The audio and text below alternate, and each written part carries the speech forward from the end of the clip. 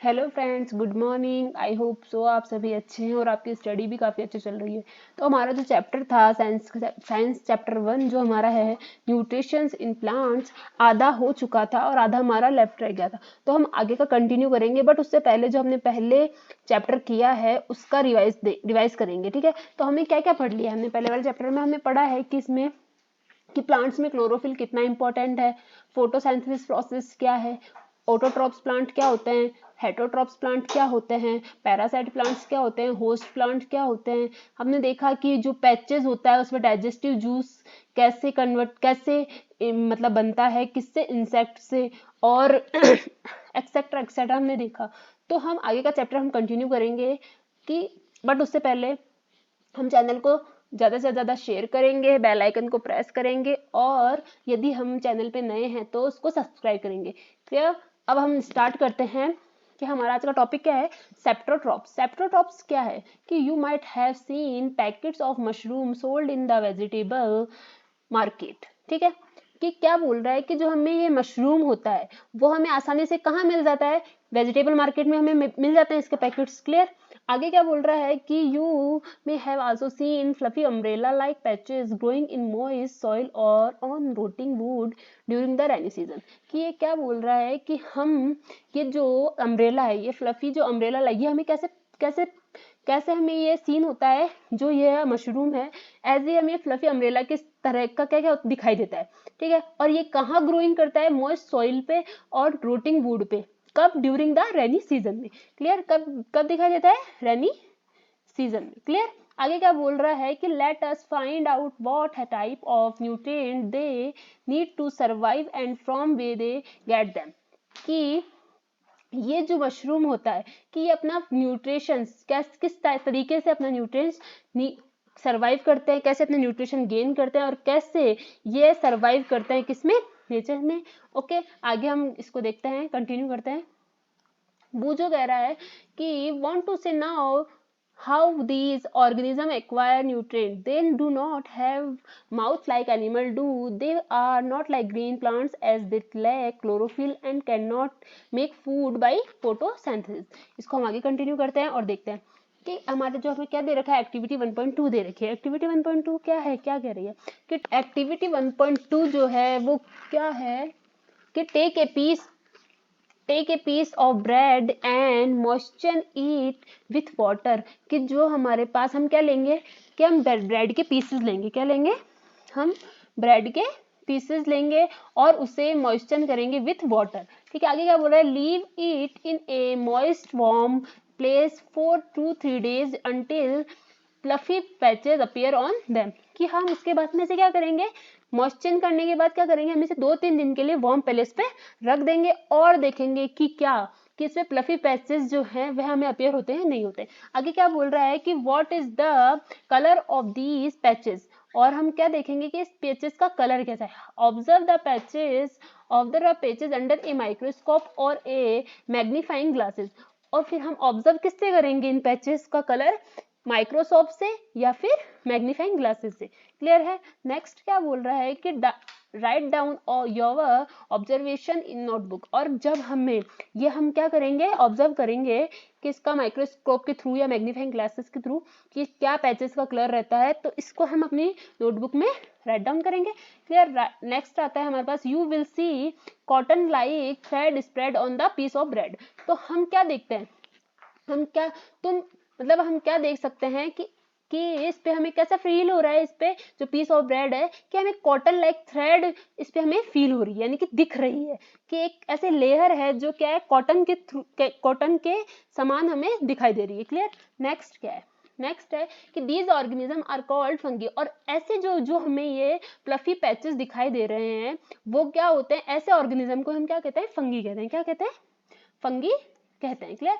They have a different mode of nutrition. और वे अपना different mode, यानी कि ये अपना भोजन कैसे प्रिपेयर करते हैं, ये डिफरेंट मोड से अपना न्यूट्रिशन प्रिपेयर करते हैं। आगे क्या बोल रहा है हमें, they observe the nutrient from the bread These mode of nutrition in which organism take in nutrient from dead and decaying matter is called saprotrophic nutrition. क्या कह रहा है कि ये अपना न्यूट्रिशन किससे प्राप्त कर रहा है? फ्रॉम द ब्रेड, यानी कि ब्रेड के थ्रू अपना न्यूट्रिशन प्राप्त कर रहा है।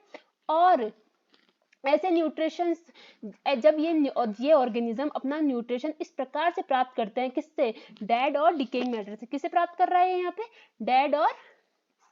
डेड और डिकेइंग मैटर से प्राप्त कर रहा है ये अपना न्यूट्रिशन। तो ऐसे को हम क्या कहते हैं? सेप्टोट्रॉपिक न्यूट्रिशन। ऐसे न्यूट्रिशन को हम क्या कहते हैं? सेप्टोट्रॉपिक न्यूट्रिशन। क्लियर है? आगे क्या बोल रहा है? Such organism with saprotrophic mode of nutrition are called saprotrophs. कि सच इसलिए हम कह सकते हैं कि ऐसे ऑर्गेनिज्म के साथ सेप्टोट्रॉपिक के साथ न्यूट्रिशन जब हमने सेप्टोट्रॉपिक मोड के साथ जब न्यूट्रिशन गेन करता है या प्रिपेयर करता है, तो ऐसे को हम क्या कहते हैं? ऐसे को हम क्या कहते हैं? सेप्टोट्रॉप्स कहते हैं। क्या कहते हैं? सेप्टोट्रॉप्स कहते हैं। क्लियर? आगे क्या बोल रहा है कि fungi also grow on pickle, leather, clothes and other articles that are left in hot and humid weather for long time। कि क्या कह रहा है कि ये फंगी जो है यह केवल फूड पे ही नहीं आते हैं, ये किस पे भी ग्रो कर सकते हैं? पिकल पे भी, लेदर पे भी, क्लोथ्स पे भी, अदर आर्टिकल पे भी क्या कर सकते हैं? ग्रो कर सकते हैं। कब? जब हम इन्हें कहाँ भूल जाते हैं? कि किसी गर्म स्थान पे या फिर ह्यूमिड वेदर में जब ये लंबे समय तक रह जाता है, हमारे ये जो प्रोडक्ट है लंबे समय तक ऐसे वेदर में रह जाते हैं, तब ये क्या कर लेते हैं? वहां पे ग्रो कर लेते हैं। कौन? फंगी। क्लियर है? नेक्स्ट क्या बोल रहा है ये हमें? नेक्स्ट आता है हमें during the rainy season they spoil many things. और इस प्रकार से ये क्या करते हैं? रेनी सीजन जब आता है उसमें बहुत सारी चीजें हमारी स्पॉइल कर देते हैं, ठीक है, खराब हो जाती है। तो अब आगे क्या? Your parents about the menace of fungi in your house, the fungal spores are generally present in the air. कि हम देख सकते, हमें अपने पेरेंट्स से कंसल्ट करेंगे कि ये फंगी जो है वह किस प्रकार से क्या करता है घर में, मतलब हमारे हाउस में हमारे थिंग्स को किस प्रकार से उन पे ग्रोथ करता है। क्लियर है? आगे क्या बोल रहा था? Fungal spores are generally present in the air. कि जो फंगल स्पोर्स हैं या ये फंगी जो है, फंगल स्पोर्स कैसे होते हैं? फंगल स्पोर्स हम देख सकते हैं कि डॉट्स में होते हैं। कैसे होते हैं?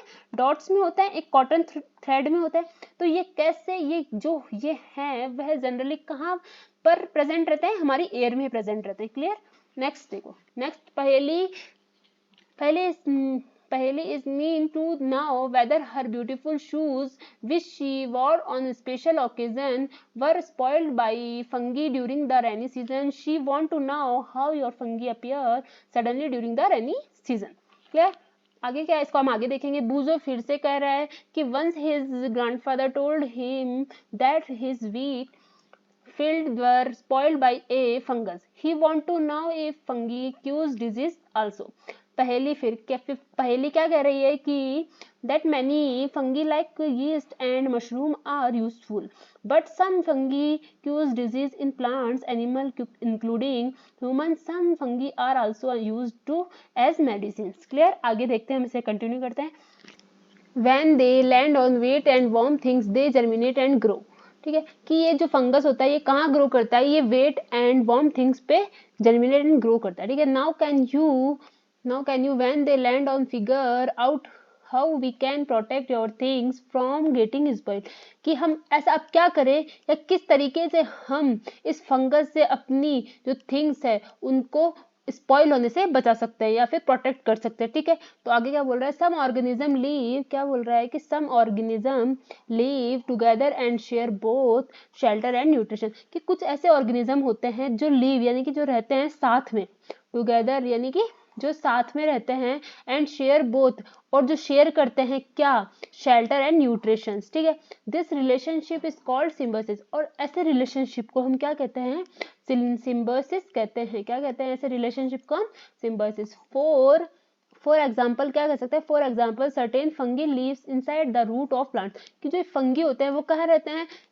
प्लांट्स जो होते हैं हमारी उनकी रूट्स में रहते हैं। The plants provide nutrition to fungus and in return the fungus provide water and certain nutrient।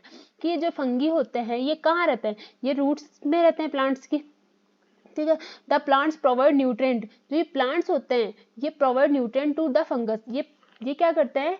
ये फंगस जो है ये प्लांट्स को क्या करते हैं? न्यूट्रिएंट प्रोवाइड करवाता है, एंड इन रिटर्न, एंड बदले में ये फंगस को क्या करवाता है, ये प्लांट्स क्या देते हैं, वाटर एंड सर्टेन न्यूट्रिएंट। ठीक है, आगे क्या बोल रहा है, इन organism called lichen A chlorophyll containing partner, कि कुछ ऐसे ऑर्गेनिज्म जो जिन्हें हम लीचेन कहते हैं, किन्हें कहते हैं, जिसमें क्लोरोफिल और कंटेनिंग पार्टनर दोनों क्या करते हैं, साथ में रहते हैं। कैसे, देखते हैं हम क्या है ये, विच इज एल्गा, कि एक एल्गा होता है जो कि जिसमें क्या होता है, क्लोरोफिल होता है।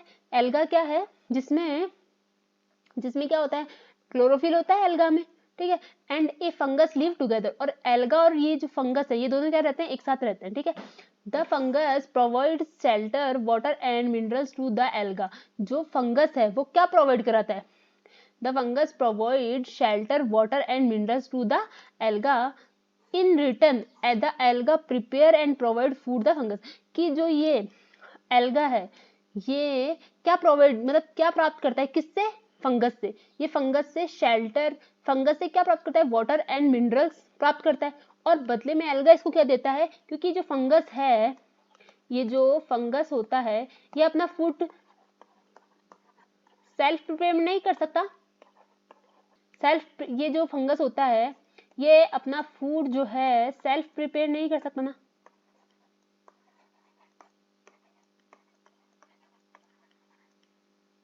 सेल्फ प्रिपेयर नहीं कर सकता। ठीक है, तो क्या करेंगे कि ये क्या करता है, फूड प्रिपेयर करने के लिए किस पे डिपेंड रहता है, एल्गा पे। एल्गा इसको फूड प्रिपेयर करके देता है, और ये बदले में एल्गा को क्या देता है, वाटर, मिनरल्स एंड शेल्टर। ठीक है, क्लियर। अब आगे देखिए, अब क्या है कि how nutrient are replenished in the soil, कि have you seen farmer spreading manure और फर्टिलाइजर इन द फील्ड, और gardener using them in lawns और इन द पोस्ट, कि जो ये फार्मर होते हैं वो क्या करते हैं, कि अपनी मतलब जो फील्ड होती है उसके अंदर अच्छे प्रोडक्ट प्रोड्यूस करने के लिए क्या करते हैं, फर्टिलाइजर या मैन्यूर का क्या करते हैं, यूज करते हैं। क्लियर है, क्यों, क्योंकि जो हमारी सॉइल होती है उसमें भी न्यूट्रिएंट्स की कमी आती है, हम टाइम बाय टाइम लगातार उसमें क्या करते हैं, ग्रोथ करते रहते हैं, तो उसकी भी जो फर्टिलाइजिटी होती है वो कम होती है ना, इसलिए क्या करते हैं फार्मर्स जो होते हैं उसमें क्या करते हैं, फर्टिलाइजर या मैन्योर का यूज करते हैं। अब जो एक चीज देखिए कि मैन्योर क्या होता है, मैन्योर जो होता है वह ऑर्गेनिक सब्सटेंस है। क्या है, ऑर्गेनिक सब्सटेंस है, जबकि जो फर्टिलाइजर है ये क्या है, मेन मेड होता है। क्या होता है, मेन मेड होता है। क्लियर, आगे देखिए।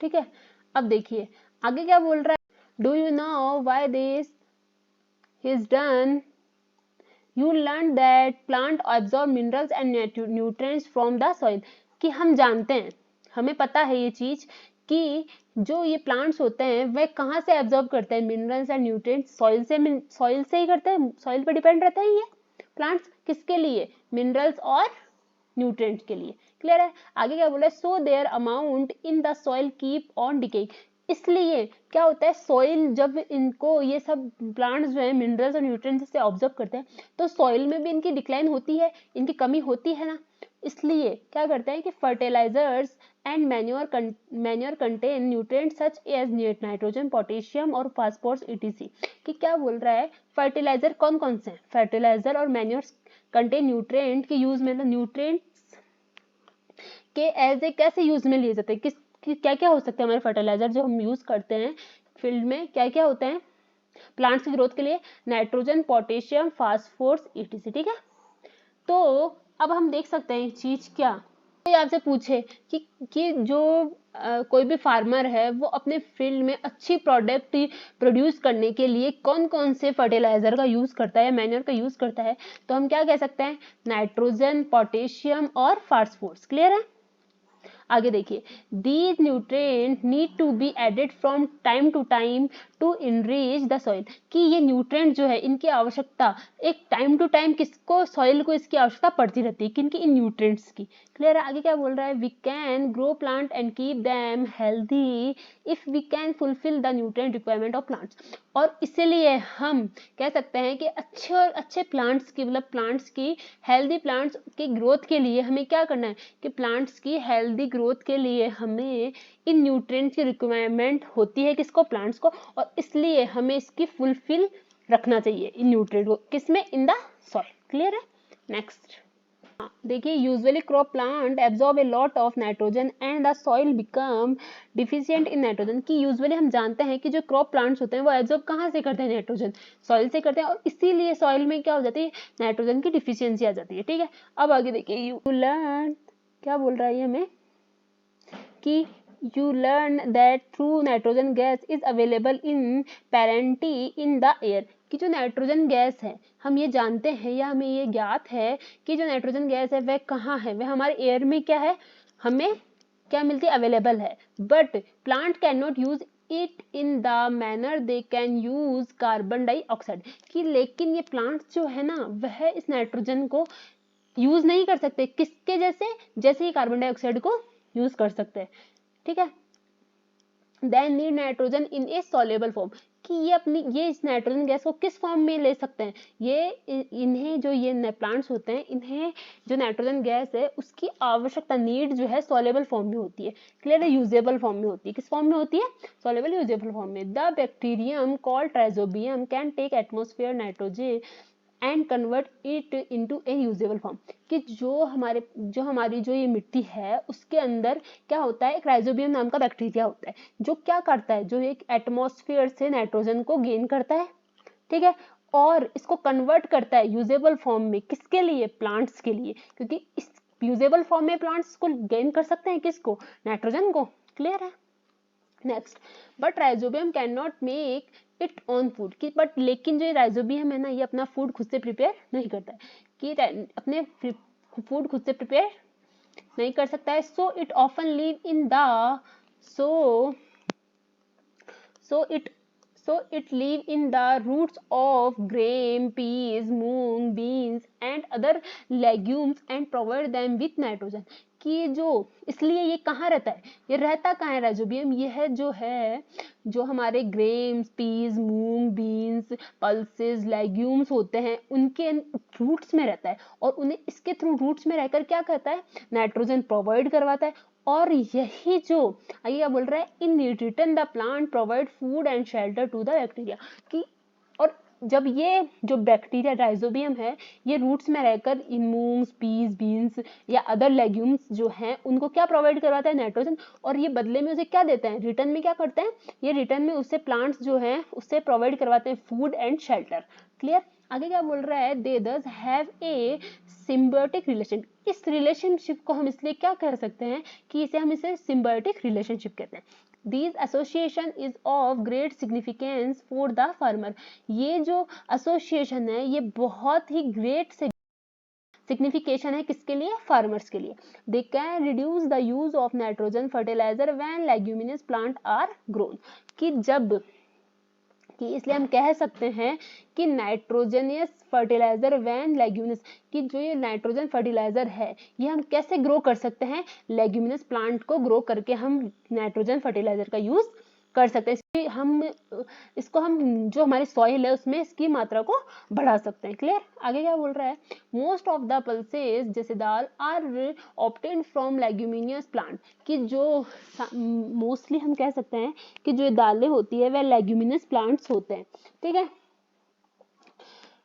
आगे क्या बोल रहा है, in this chapter you learn that most of the plants are autotrophs. कि हमने इसमें देखा है कि इस चैप्टर में क्या क्या पढ़ा, इस चैप्टर में पढ़ा है कि ऑटोट्रॉप्स प्लांट क्या होते हैं, only a few plants are parasitic और सेप्रोट्रॉपिक। कि कुछ ही प्लांट ऐसे होते हैं जो पैरासाइट और सेप्रोट्रॉपिक होते हैं। They derive nutrition from other organism. जो क्या करते हैं, अपने न्यूट्रिशन के लिए अदर ऑर्गेनिज्म पे क्या रहते हैं, डिपेंड रहते हैं। All organisms are categorized as heterotrophs since they depend on plants and other animals for food। जैसे कि हमें पता है कि जो सभी एनिमल्स हैं वे हेटरोट्रॉप्स की कैटेगरी में आते हैं। किस कारण से आते हैं, क्योंकि वे डिपेंड होते हैं किस पे, या तो प्लांट्स पे या अदर एनिमल्स पे। किसके लिए, क्योंकि वो अपना फूड प्रिपेयर करने के लिए इन पे डिपेंड होते हैं। Can we say that the insectivorous plant are partial heterotrophs, कि इसलिए क्या हम कह सकते हैं कि जो इंसेक्टिवोरियस प्लांट हैं वह पार्शियल हेटेरोट्रॉप्स है। आज का चैप्टर हमारा यही कंप्लीट होता है और कल हम कंटिन्यू करेंगे हमारे क्वेश्चन आंसर। और यदि कोई डाउट है तो आप हमें कमेंट बॉक्स में कमेंट कीजिए, चैनल को सब्सक्राइब करिए, बेल आइकन को प्रेस करिए और ज़्यादा से ज़्यादा वीडियो को शेयर करिए। Thanks for watching.